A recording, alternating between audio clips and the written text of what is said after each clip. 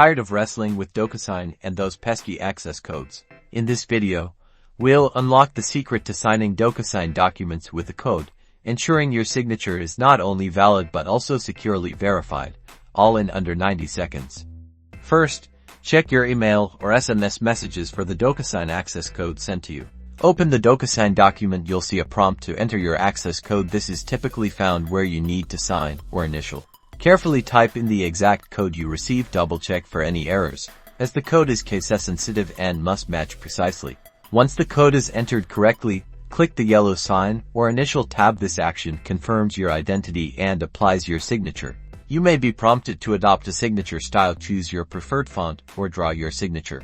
Review the document one last time to ensure everything looks correct, then click the Finish button to finalize the signing process. And that's it. You've successfully signed a DocuSign document using a code. You'll receive a confirmation email, and the signed document will be sent to all parties involved. Now you can sign documents with confidence and ease.